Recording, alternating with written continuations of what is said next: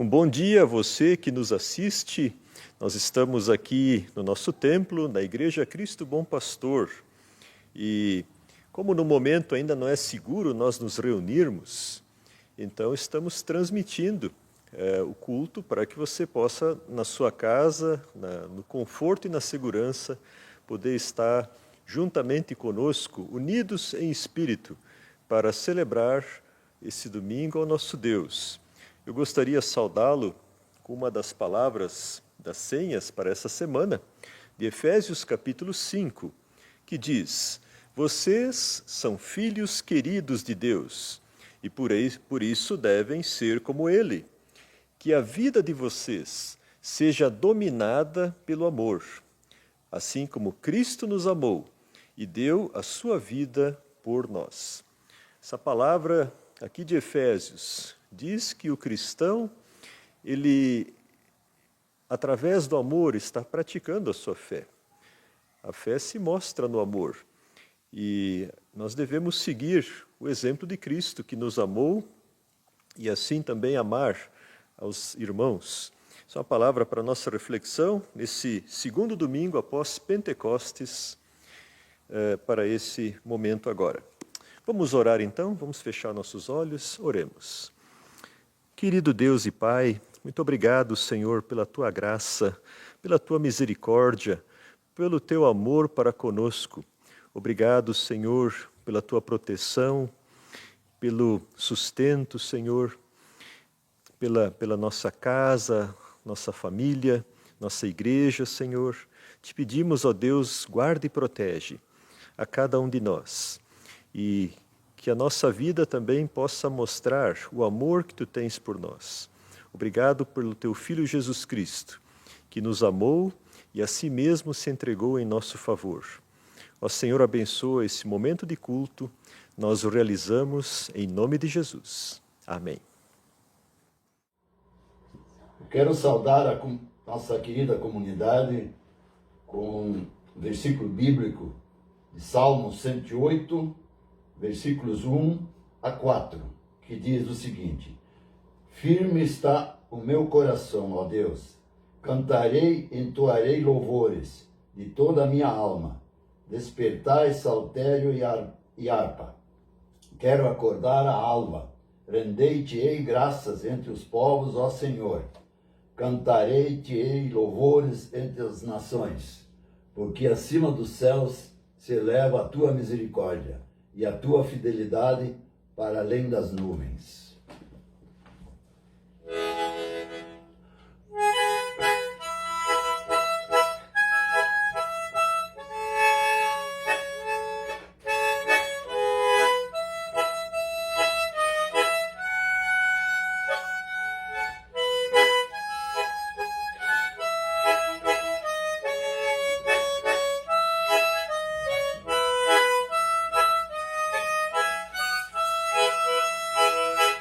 A melhor oração é o amor.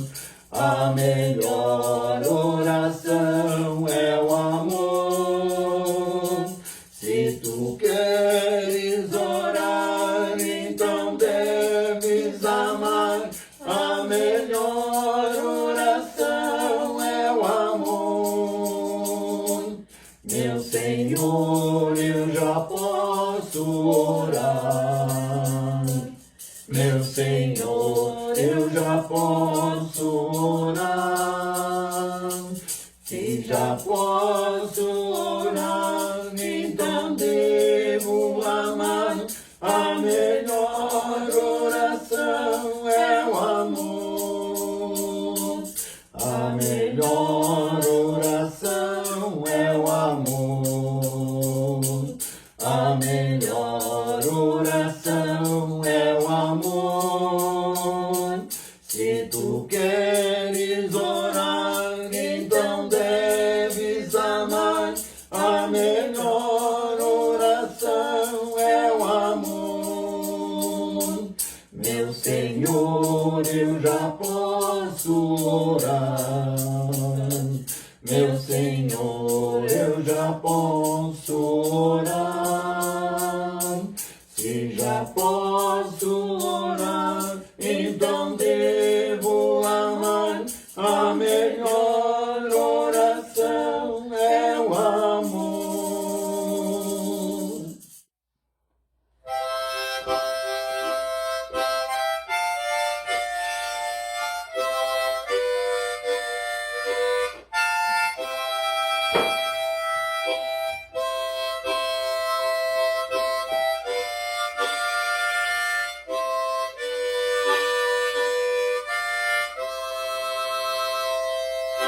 Tua é a glória e a honra também,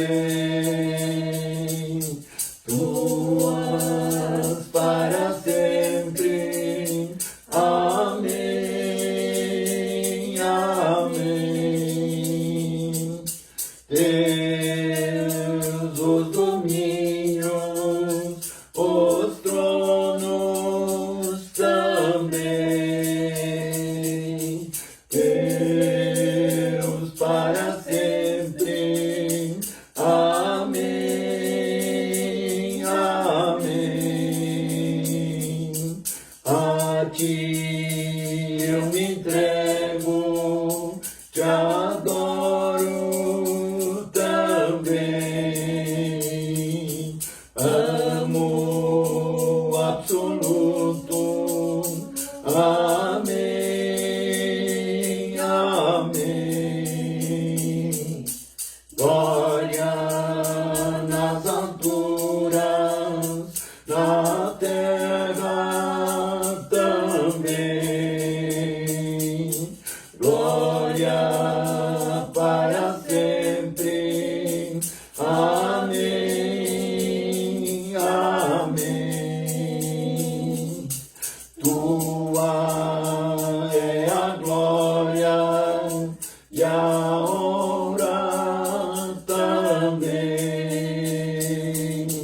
tuas para sempre.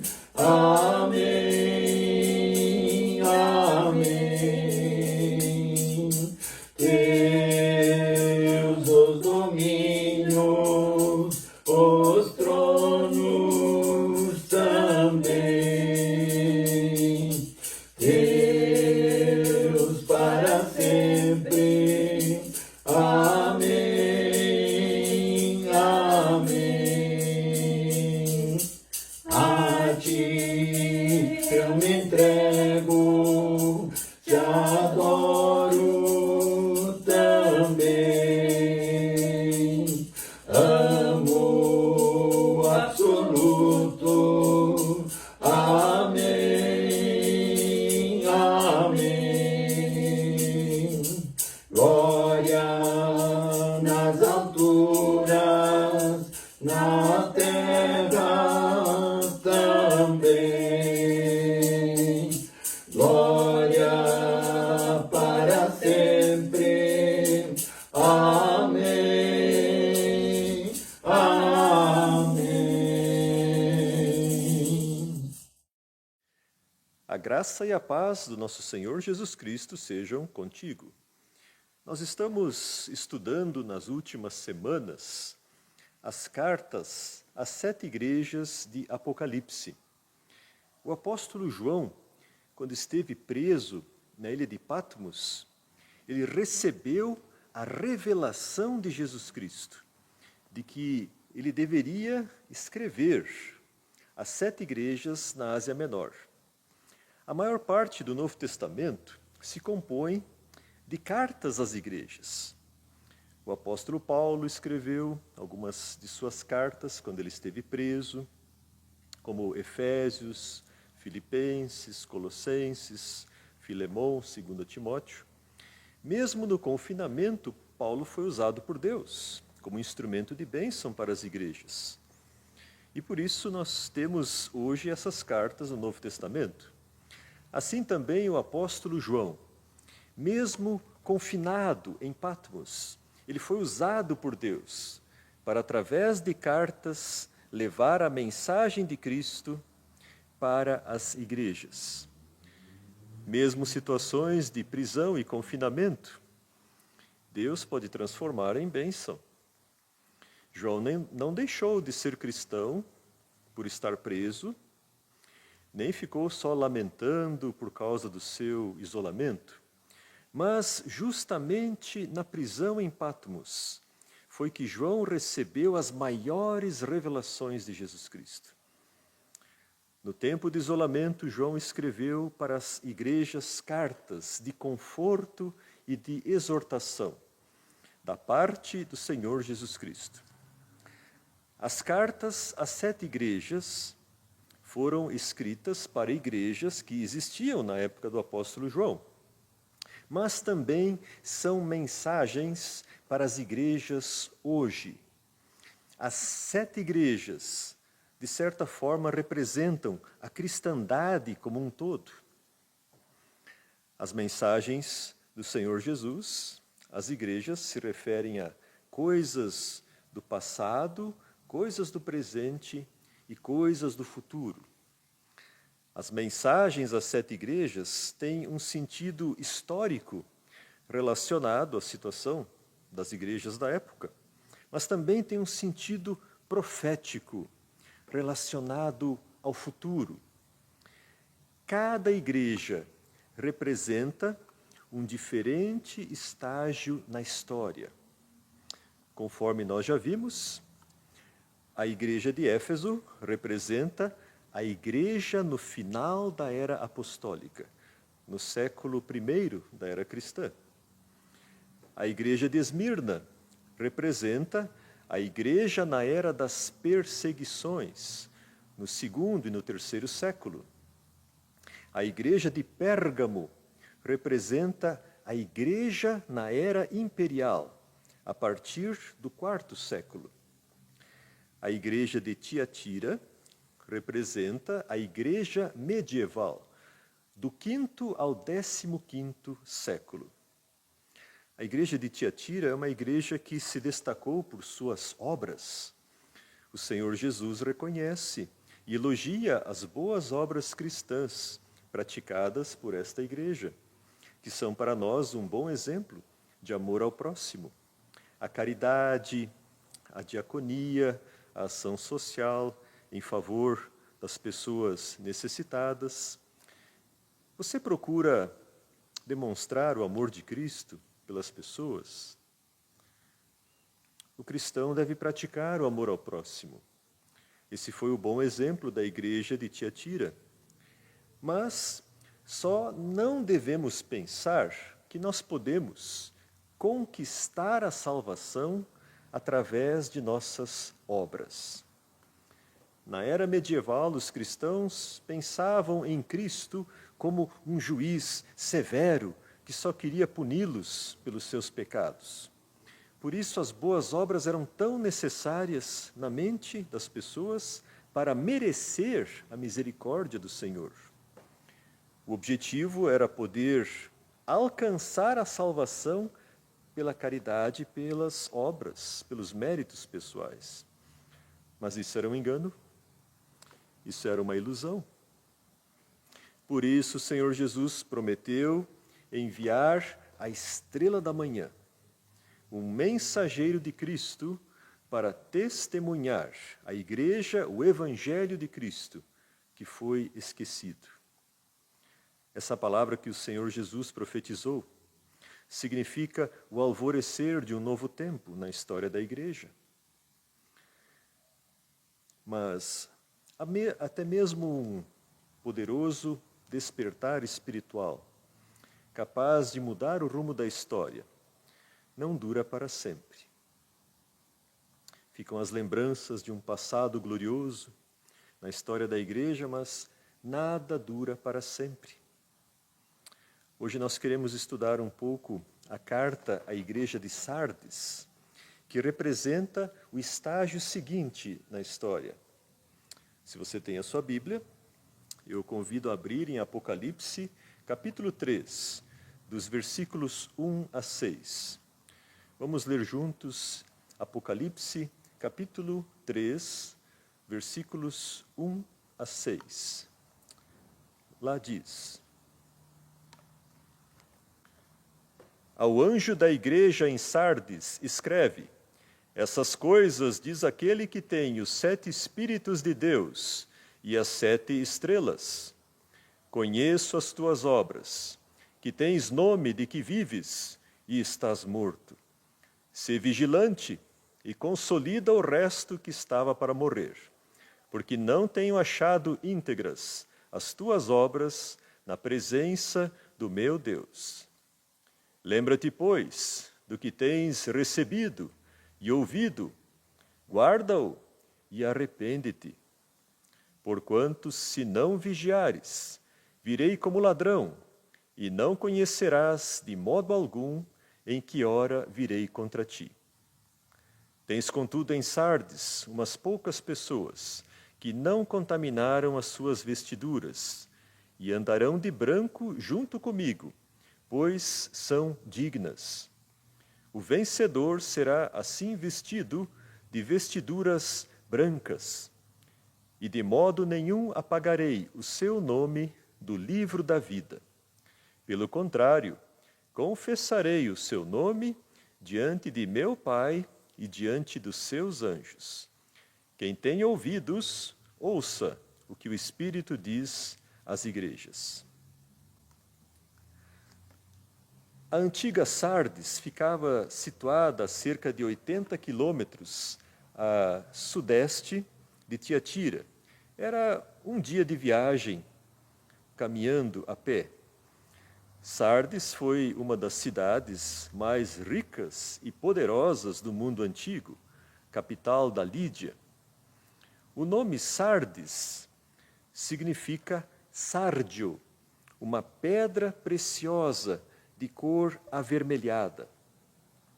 A base da riqueza de Sardes era a mineração de ouro e de pedras preciosas, além da indústria têxtil.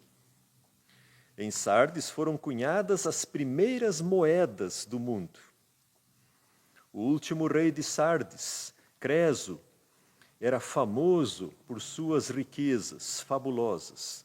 Ele financiou a construção do templo de Éfeso, o templo de Ártemis, que foi uma das 7 maravilhas do mundo antigo. Sardes era uma fortaleza e tinha um poderoso exército, mas foi conquistada pelo Império Persa e depois pelos gregos, se tornando uma cidade grega. Nós pouco sabemos da igreja de Sardes, porque não há na Bíblia informações além de Apocalipse.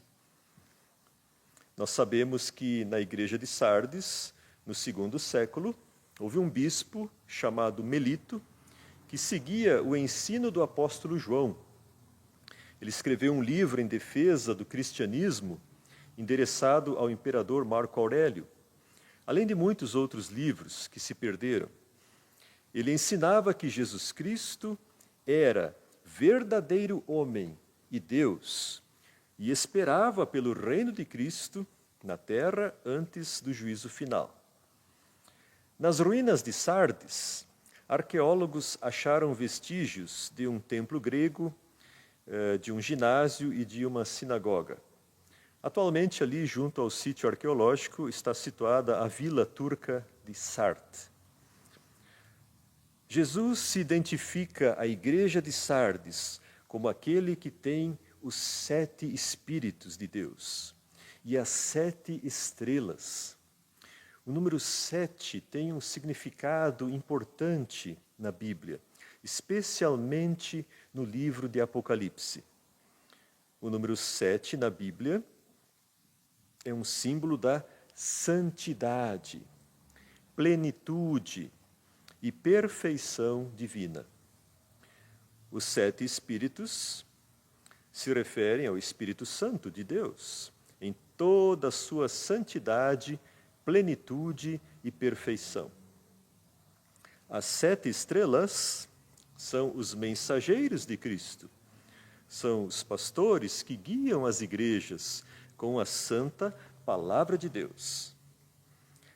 Cristo tem na mão os seus mensageiros, que estão sob o seu poder, sob a sua autoridade e proteção. Sem a permissão do Senhor, nada, nem ninguém pode fazer mal aos mensageiros de Cristo. O Senhor guarda e sustenta os seus mensageiros. A mensagem de Cristo à igreja de Sardes indica que essa igreja foi uma igreja muito viva, mas, infelizmente, esfriou na fé. Essa igreja não tem problemas de doutrina, nem falsos mestres, nem seitas, mas o problema é a falta de prática na fé. A igreja de Sardes goza de uma boa reputação, de uma excelente reputação, tem um nome respeitado, mas as suas obras não têm sido perfeitas diante de Deus. Sardes representa a igreja avivada que morreu. O Senhor Jesus os chama a lembrar o Evangelho. O Evangelho que eles receberam e ouviram, para guardar a palavra de Deus, vigiar, orar e se arrepender. Porque o Senhor voltará como ladrão, de modo súbito e imprevisível, e os cristãos que não vigiarem serão pegos de surpresa. Na igreja de Sardes, porém, existem alguns crentes fiéis e dignos que não se deixaram contaminar com o pecado. Eles têm o seu nome escrito no livro da vida. Assim como eles confessaram o nome de Cristo diante do mundo, assim também Cristo confessará os seus nomes diante do Pai e dos santos anjos do céu. Os vencedores andarão de branco com Cristo. A igreja de Sardes representa na história o tempo que veio depois da reforma da igreja. Jesus prometeu para a igreja de Tiatira a estrela da manhã, conforme vimos Apocalipse 22, 16, a estrela da manhã representa Cristo, ou um mensageiro de Cristo, enviado para testemunhar à igreja a mensagem de Cristo.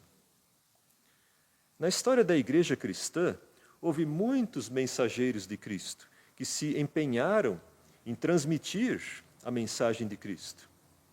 Mas nenhum deles conseguiu mudar o rumo da igreja cristã, assim como Martim Lutero.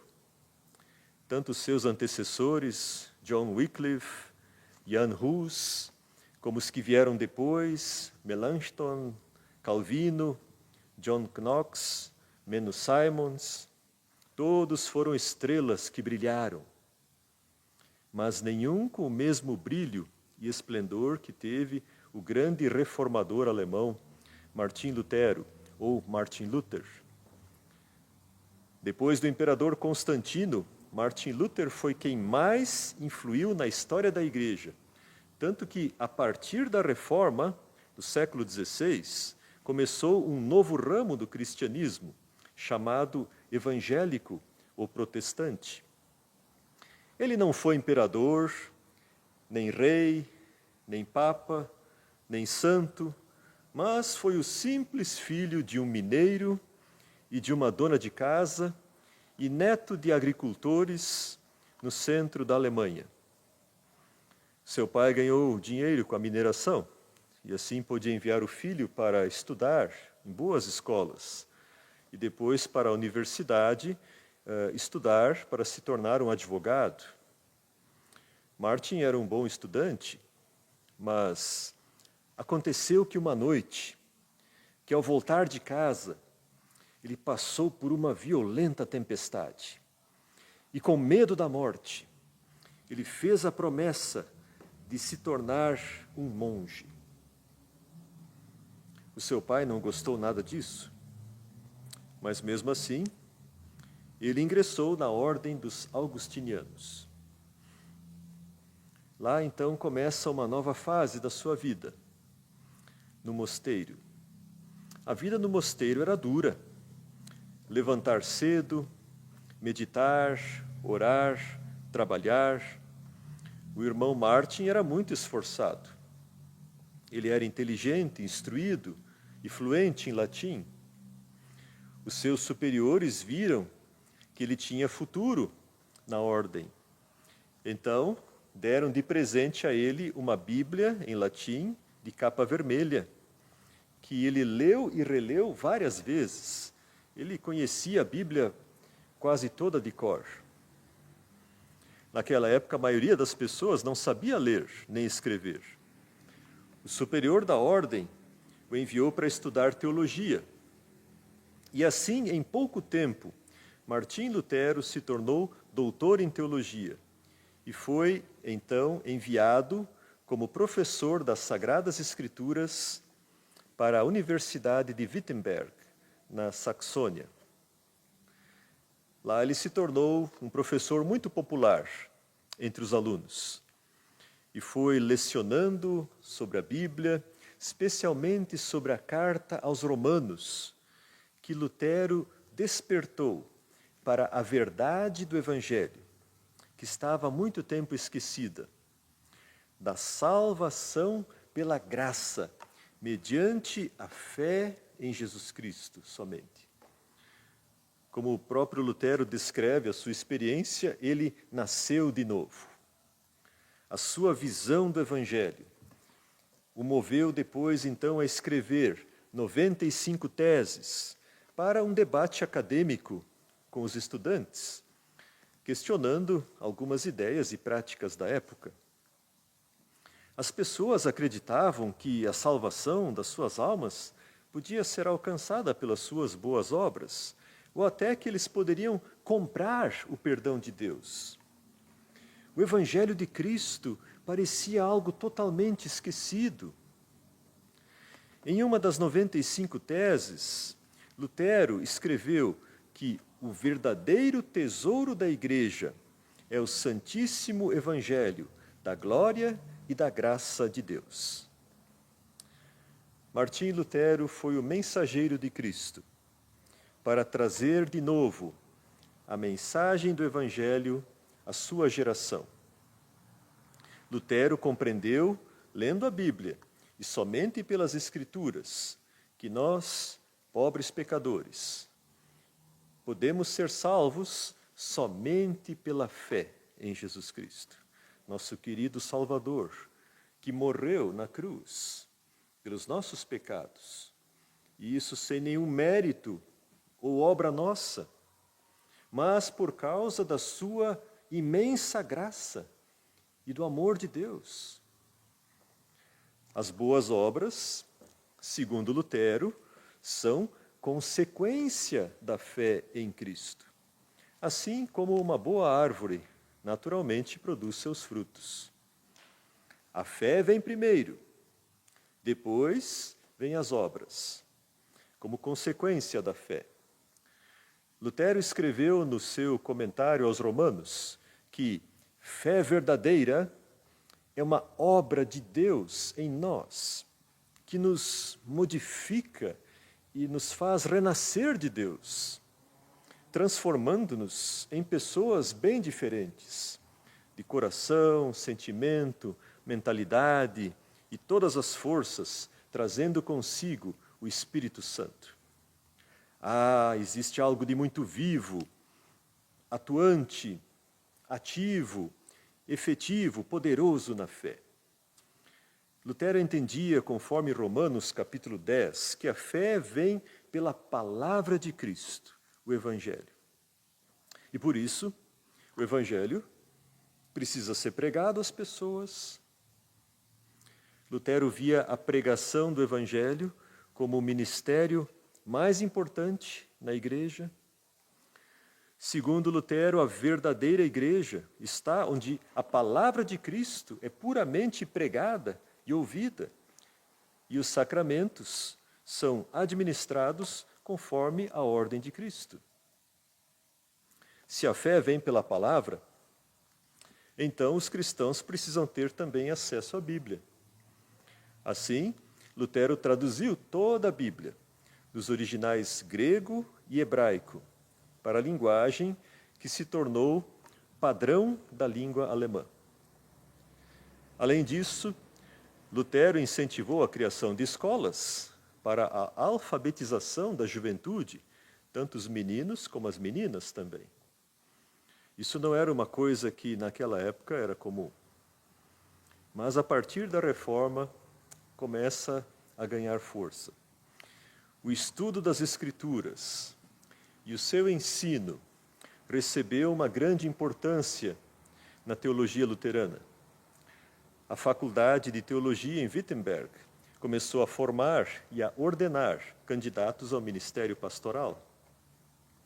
Assim, a Igreja Luterana passou a ter os seus próprios pastores evangélicos. O movimento da Reforma se espalhou por toda a Alemanha, depois Dinamarca, Suécia, Noruega, Finlândia. Na Suíça, liderou o reformador Zwinglio nas regiões de língua alemã e Calvino nas regiões de língua francesa. Na Holanda se destacou Menno Simons e na Escócia John Knox.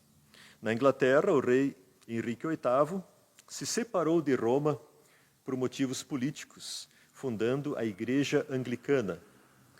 O impacto da Reforma foi grande por toda a Europa.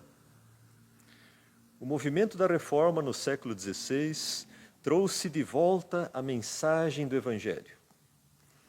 Do movimento da Reforma nasceram as igrejas luteranas, reformadas, presbiterianas, anglicanos, menonitas e batistas.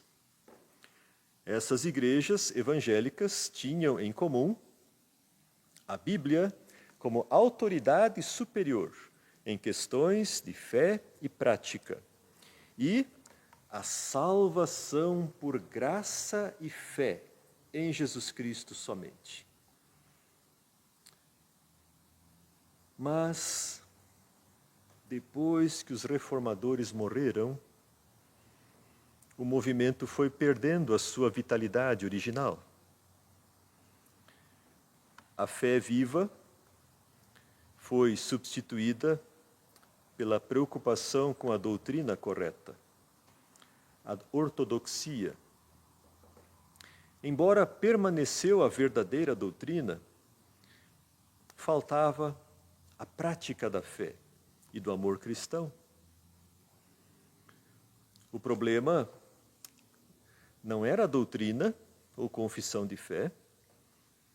O problema verdadeiro era a falta de vida espiritual da maioria dos seus membros. Os teólogos da ortodoxia gostavam de polêmicas, de discussões teológicas infindáveis e disputas doutrinárias. As polêmicas e a inimizade entre católicos e protestantes acabou resultando em 30 anos de guerras, mortes e destruição. Não basta só conhecer o Evangelho, é preciso viver o Evangelho. Uma igreja pode ter uma boa doutrina, bons pregadores, bons cultos, boa organização, bons programas, bonitos prédios, templos, e mesmo assim, a maioria dos seus membros não tem comunhão com Jesus. Sem verdadeira comunhão com Cristo, a vida espiritual morre. Não basta apenas ter a doutrina correta, é preciso ter uma fé viva. Se a pessoa não pratica o que aprende da palavra de Deus, a sua vida espiritual definha e morre. O Senhor Jesus diz na carta à igreja de Sardes: não tenho achado íntegras tuas obras. Lembra-te como tens recebido e ouvido, guarda-o e arrepende-te. A mensagem a essa igreja visa o seu reavivamento espiritual e a prática da fé. a carta ainda adverte da repentina vinda de Cristo para a sua igreja. Havia, porém, nessa igreja um remanescente de crentes fiéis. Também na história nós verificamos isso. Na história da igreja luterana havia alguns pastores piedosos nessa época, como Philipp Spener, que tinham um desejo sincero de renovar e reavivar a igreja evangélica.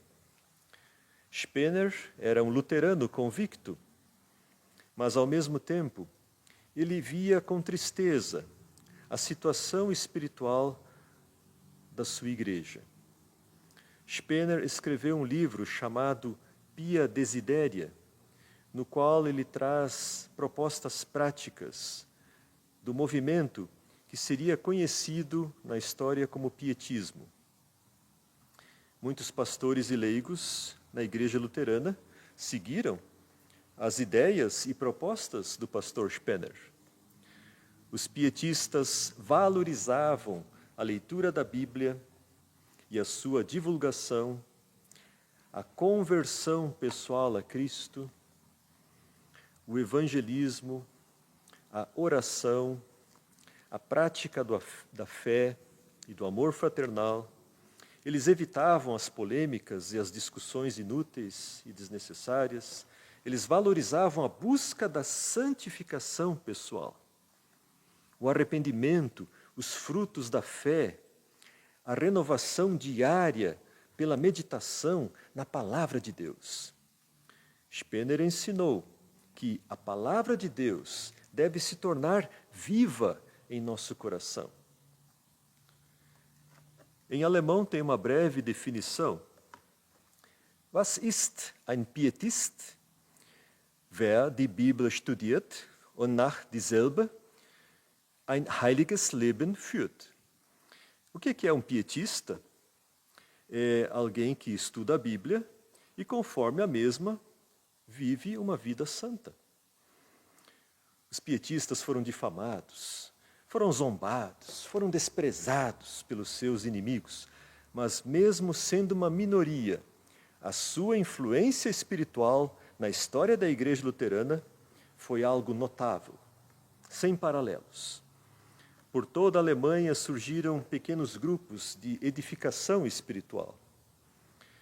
Um outro líder pietista, amigo de Spener, chamado August Hermann Frank, fundou uma escola para crianças pobres e um orfanato em Halle, na Alemanha. Depois, ele ajudou a fundar também uma sociedade bíblica, a primeira sociedade bíblica do mundo, para impressão e distribuição de Bíblias e Novos Testamentos. O remanescente crente fez diferença na vida da igreja. O movimento pietista, que iniciou no século XVII, se tornou o mais importante movimento de reavivamento na história da igreja luterana. O pastor Philipp Spener pregava: quando nós verdadeiramente nos arrependemos e chegamos ao novo nascimento e a fé viva, tudo mais vem depois, espontaneamente, como uma árvore saudável que traz os seus frutos. Na Alemanha, o pietismo trouxe muitos frutos na vida da igreja luterana e no século seguinte trouxe o alvorecer das missões evangélicas entre as nações. Essa é uma nova fase na vida da igreja que nós vamos abordar mais na próxima mensagem. Mas podemos dizer, a partir do pietismo, que uma pequena minoria crente e fiel pode fazer uma grande diferença em uma igreja. Mesmo que sejam desprezados, que sejam ignorados pela maioria, o seu trabalho é valorizado e é reconhecido aos olhos de Deus. Não basta só a igreja ter uma boa doutrina, biblicamente bem fundamentada, mas também é necessário a prática da fé, a boa prática. A igreja na Alemanha foi grandemente abençoada pelo movimento da Reforma. Se a antiga Grécia produziu os maiores filósofos da humanidade, a Alemanha produziu os maiores teólogos da cristandade, tanto luteranos como reformados, que são referência na área da teologia. Mas na área da prática da fé, aí foi o pietismo que trouxe as contribuições mais relevantes. A promessa do Senhor Jesus aos crentes fiéis é: o vencedor terá vestiduras brancas, o seu nome será mantido no livro da vida, e o seu nome será confessado no céu diante de Deus. Vestiduras brancas simbolizam a santidade de vida, a pureza de fé e de caráter. Aqueles que buscam viver a simplicidade e a pureza do Evangelho, em santidade diante de Deus, andarão de branco junto com Cristo, pois são crentes dignos aos olhos do Senhor. O seu nome permanecerá escrito no livro da vida. Mas o que é o livro da vida? Na Bíblia, algumas passagens falam a respeito disso. Em Êxodo capítulo 32, verso 32, Jesus disse que riscará do seu livro quem pecar contra ele. O Salmo 69, verso 28, fala de riscar os iníquos do livro. Daniel, capítulo 12, verso 1, fala de um tempo de angústia, do qual será salvo todo aquele que for achado inscrito no livro. E em Filipenses, capítulo 4, verso 3, o apóstolo Paulo menciona os cooperadores no Evangelho, cujos nomes se encontram no livro da vida. Mas é em Apocalipse que o livro da vida é mais mencionado. Nós temos várias passagens de Apocalipse que falam do livro da vida. Ali diz que na Nova Jerusalém somente entrarão os que estiverem com os seus nomes no livro da vida.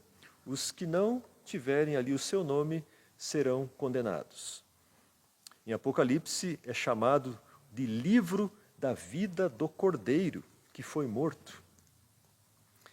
Esse livro celestial parece conter um registro da história da salvação e das pessoas que fazem parte dessa história. Meu caro ouvinte, você tem o seu nome inscrito no livro da vida do Cordeiro? Você alguma vez orou e clamou ao Senhor por salvação? Você se arrependeu dos seus pecados diante do Senhor Jesus hoje? O Senhor Jesus diz: lembra-te, pois, do que tens recebido e ouvido, guarda-o e arrepende-te. O chamado de Jesus não é só para a igreja de Sardes, mas também para todos nós. Muitos cristãos vivem espiritualmente adormecidos. Jesus nos chama ao despertamento espiritual diário, na comunhão com Ele, e a permanecermos vigilantes, vigiar e orar, porque não sabemos quando será a vinda do Senhor. Vencedor é aquele que se volta para Cristo, para obedecer ao Senhor de todo o coração. Assim é a fé viva. Quem tem ouvidos, ouça o que o Espírito diz às igrejas. Amém.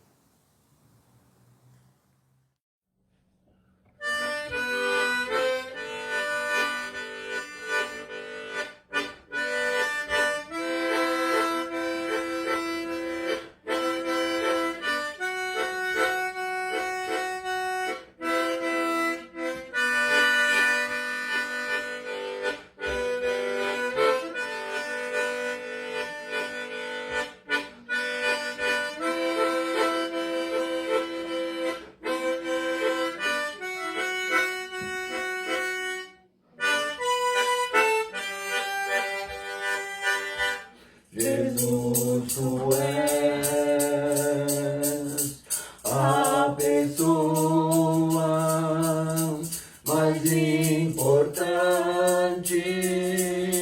deste lugar. Jesus, tu és a pessoa mais importante deste lugar. Rei dos reis, Senhor dos senhores, tu és aquele que minha vida mudou. Rei dos reis, Senhor dos senhores, tu és aquele que minha vida mudou. Jesus, tu és a pessoa mais importante deste lugar.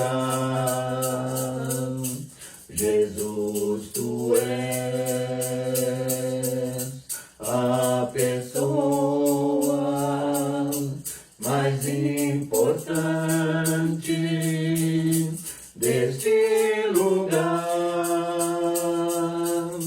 Rei dos reis, Senhor dos senhores, tu és aquele que minha vida mudou. Rei dos reis, Senhor dos senhores, tu és aquele que minha vida mudou. Gostaria de convidar você agora a orarmos juntos a oração do Senhor. Pai nosso que estás no céu, santificado seja o teu nome. Venha o teu reino. Seja feita a tua vontade, assim na terra como no céu. O pão nosso de cada dia nos dá hoje. E perdoa-nos as nossas dívidas, assim como nós também perdoamos aos nossos devedores. E não nos deixes cair em tentação, mas livra-nos do mal. Pois teu é o reino, o poder e a glória, para sempre. Amém. E que o Senhor te abençoe e te guarde. O Senhor faça resplandecer o seu rosto sobre ti e tenha misericórdia de ti. O Senhor sobre ti levante o seu rosto e te dê a sua paz. Amém. Nós desejamos então um abençoado domingo para você e para a sua família também.